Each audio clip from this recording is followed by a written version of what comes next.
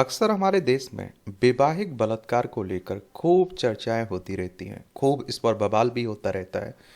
गोरखनाथ शर्मा बनाम छत्तीसगढ़ राज्य मामले 2019 में छत्तीसगढ़ उच्च न्यायालय ने निर्णय दिया कि यदि पत्नी 15 वर्ष से अधिक उम्र की है तो पति पर सहमति के बिना भी उसके साथ बलात्कार या फिर अप्राकृतिक यौन संबंध का आरोप नहीं लगाया जा सकता है। यह आईपीसी की धारा 375 के तहत अपवाद 2 पर निर्भर करता है, जो पति को बलात्कार के आरोप से छूट देता है यदि पत्नी 15 से कम नहीं है, 15 साल से ज्यादा उम्र की है। एक अन्य घटनाक्रम में सर्वोच्च न्यायालय यानी कि सुप्रीम कोर्ट वैवाहिक बलात्कार को अपराध घोषित करने संबंधी याचिकाओं पर सुनवाई कर रहा है और जिसका समर्थन महिला अधिकार कार्यकर्ताओं द्वारा किया जा रहा है। और सुप्रीम कोर्ट हमारे देश की सर्वोच्च अदालत है। संविधान के अनुच्छेद 124 के तहत सुप्रीम कोर्ट की स्थापना की बात की गई। 28 जनवरी 1950 में स्थापना हुई थी। और देखिए, इस तरह के टॉपिक के बारे में एक सामान्य जानकारी जरूर रखा करिएगा। आखिर वैवाहिक बलात्कार होता क्या है, उस पर हम लोग बात करेंगे, उसके बारे में जानेंगे हम लोग। और वैवाहिक बलात्कार को अपराध घोषित करने के पक्ष में भी बहुत सारे लोग हैं और विपक्ष में भी बहुत सारे लोग हैं। इनके क्या अपने तर्क हैं, उन तर्कों पर भी हम लोग बात करेंगे। और विश्व स्तर पर वैवाहिक बलात्कार का अपराधीकरण क्या है, उस पर भी बात करेंगे। और वैवाहिक बलात्कार को रोकने के लिए क्या किया जा सकता है, उसके बारे में भी हम लोग जानते हैं।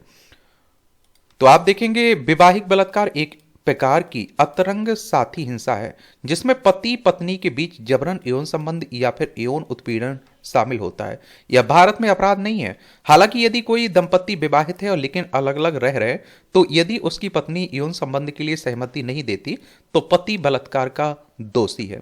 विधिक दृष्टिकोण की बात करें तो आईपीसी की धारा 375(2) में कहा गया है कि एक पुरुष और उसकी पत्नी जो 15 वर्ष से कम उम्र की नहीं है के बीच यौन संबंध यौन क्रिया बलात्कार नहीं है।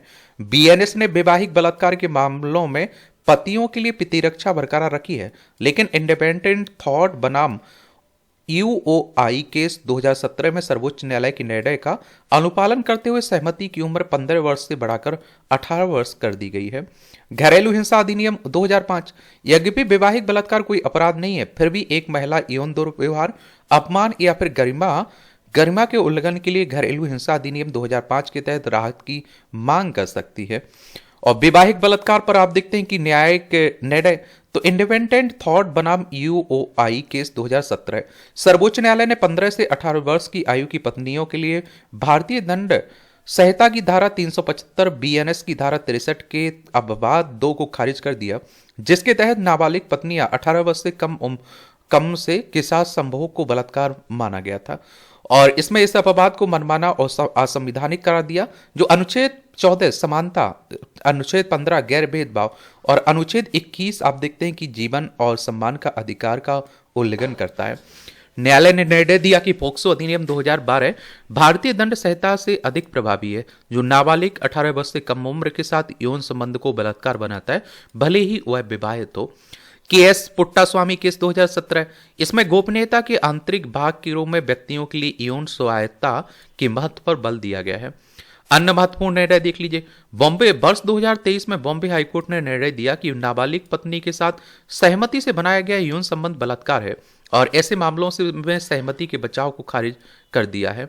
और वर्ष 2024 में मध्य प्रदेश उच्च न्यायालय ने निर्णय दिया कि पत्नी के साथ अप्राकृतिक यौन संबंध बलात्कार नहीं है और ऐसे मामलों में पत्नी की सहमति अप्रासंगिक है।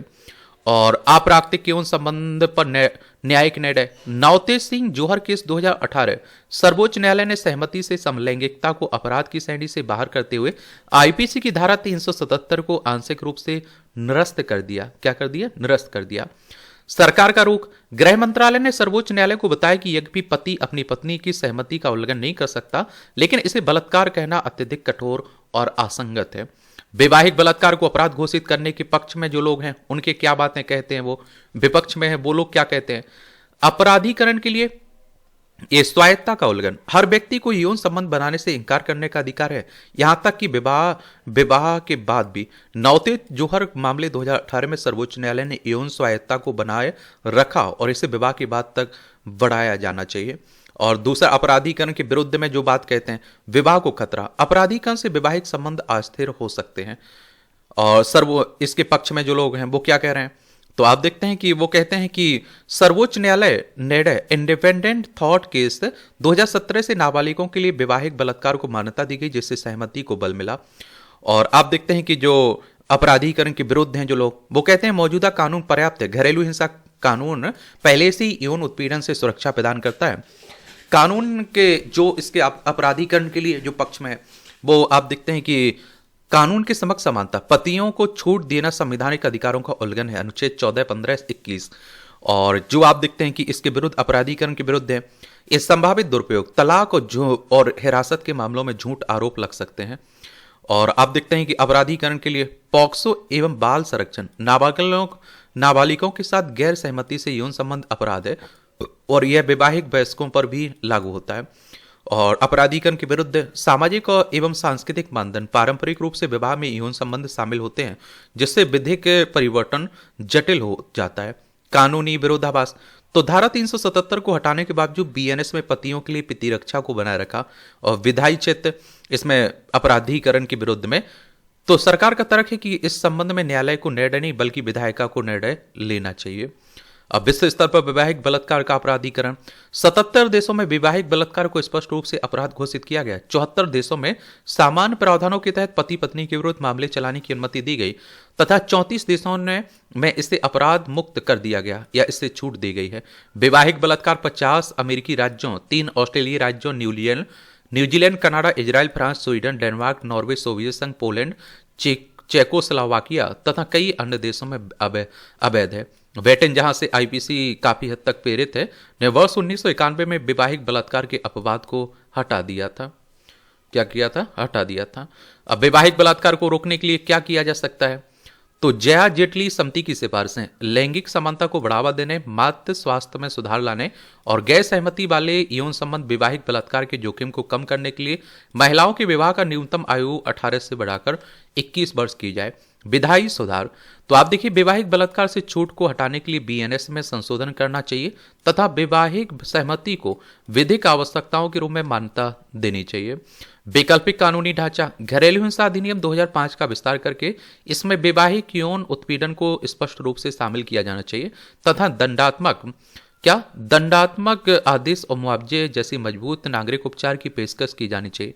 वैश्विक सर्वोत्तम प्रथाएं, भारत, ब्रिटेन, कनाडा और आप देखते हैं कि ऑस्ट्रेलिया के कानूनों का अध्ययन कर सकते हैं और आप देखते हैं कि सकता है ताकि सांस्कृतिक रूप से अनुकूल वैवाहिक बलात्कार कानून विकसित किया जा सके, जो सामाजिक सांस्कृतिक वास्तविकताओं पर विचार करते हुए वैश्विक मानवाधिकारों के साथ संरेखित हो। क्या हो? संरेखित हो। बाकी आप लोग क्या सोचते हैं? अपनी राय आप लोग जरूर बताया करिएगा। और इस तरह से टॉपिक से आपके एग्जाम में क्वेश्चंस भी पूछ लिए जाते हैं, चाहे आप लोग स्टेट पीसीएस की तैयारी कर रहे हो या फिर सिविल सर्विस एग्जाम की तैयारी कर रहे हो। मेरे लिए कोई सवाल हो, आपका सुझाव हो तो बता सकते हैं। धन्यवाद।